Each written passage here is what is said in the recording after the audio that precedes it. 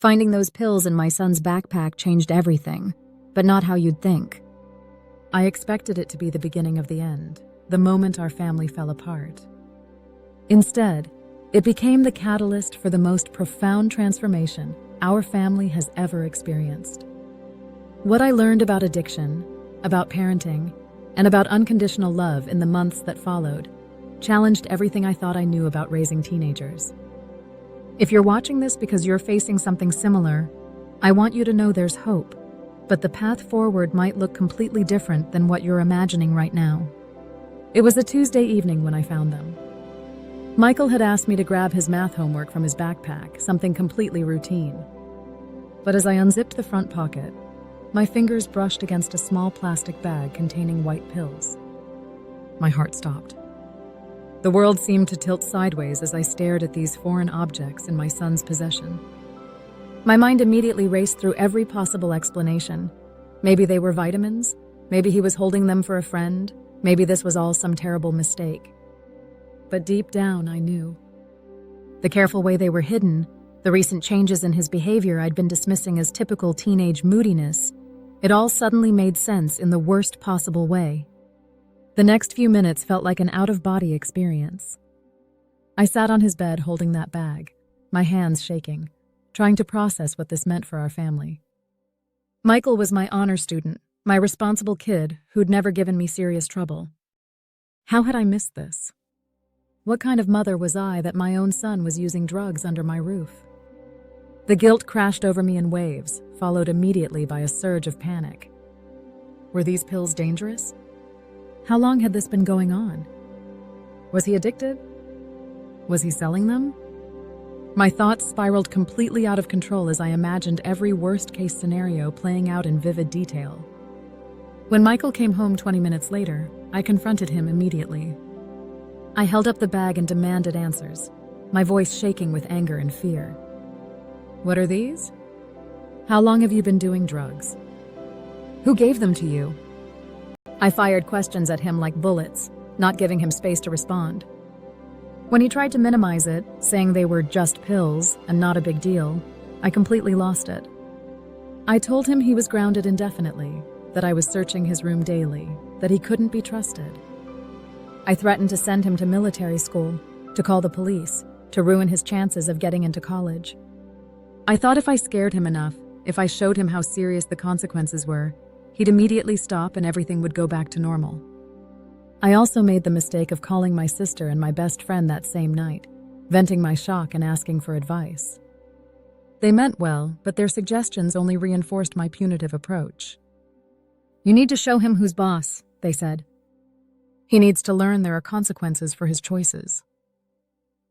So I doubled down on the restrictions and surveillance. I installed tracking apps on his phone, went through his room weekly, and interrogated him about every friend and every activity. I thought I was being a responsible parent, but I was actually pushing him further away from me and deeper into deception. The results of this approach were catastrophic. Michael completely shut down emotionally. The son who used to talk to me about his day, his friends, his worries, became a stranger living in our house. He'd answer direct questions with one-word responses and spent most of his time locked in his room. I could see the resentment building in his eyes every time he looked at me. Worse yet, I started finding evidence that he was still using different pills this time, hidden in increasingly creative places.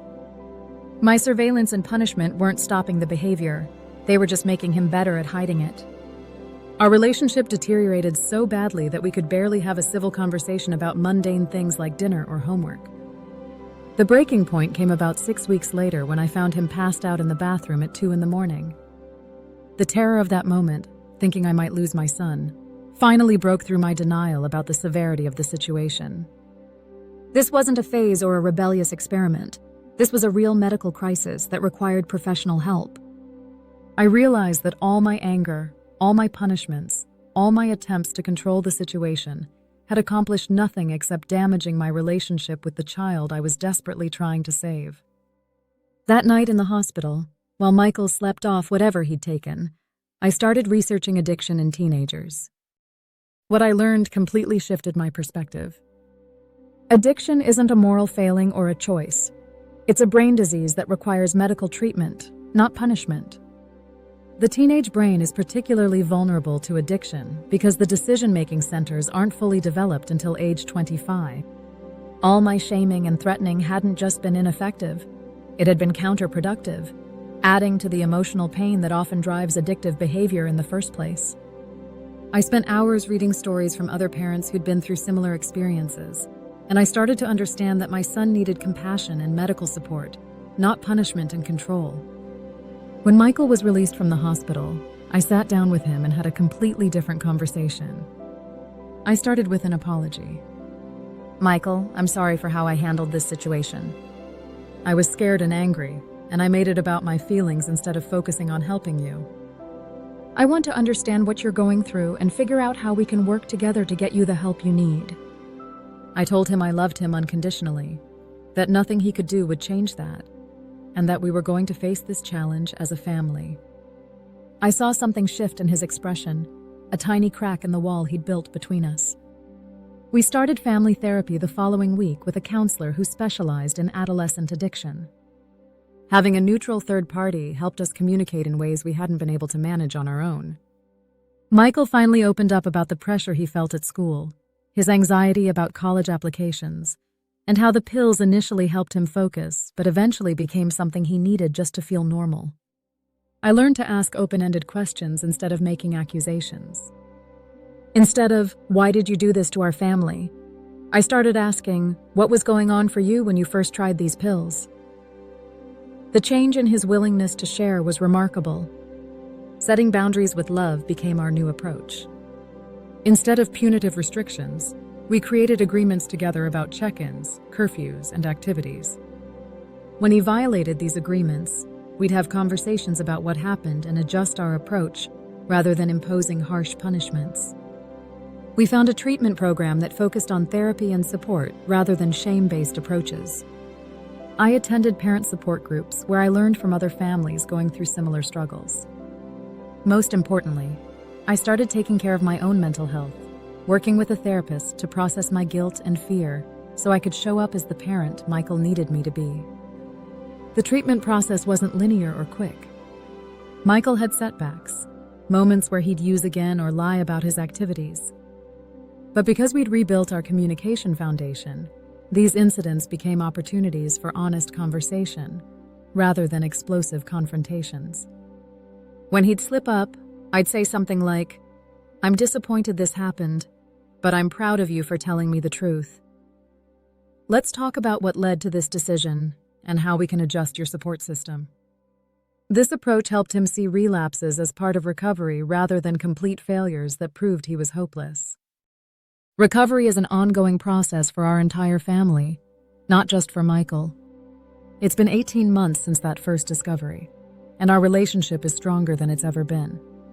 But I'd be lying if I said the worry completely goes away. Michael is doing well. He's been consistently clean for 8 months.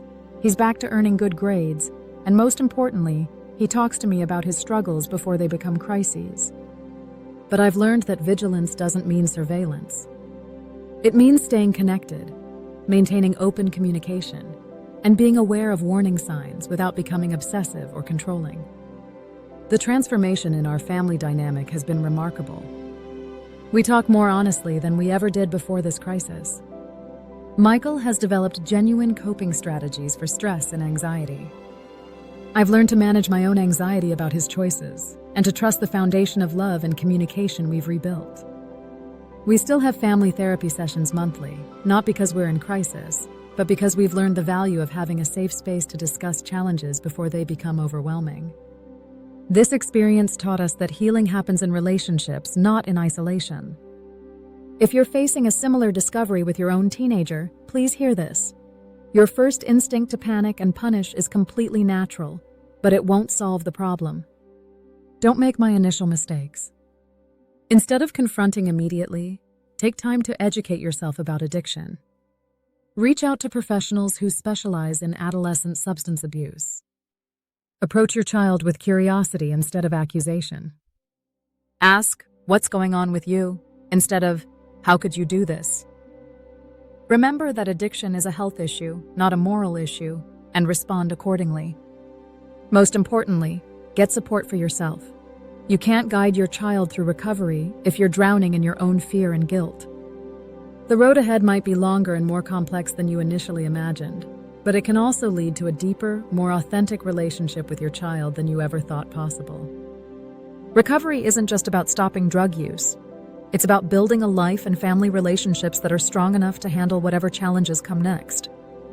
Your love for your child is your greatest asset in this journey, but learning how to express that love effectively might require you to completely reimagine what good parenting looks like in crisis situations. If this story resonated with you, or if you think it might help another parent who's struggling, please share this video and hit the like button. Make sure to ring the notification bell so you don't miss our upcoming content about family recovery resources and communication strategies that actually work.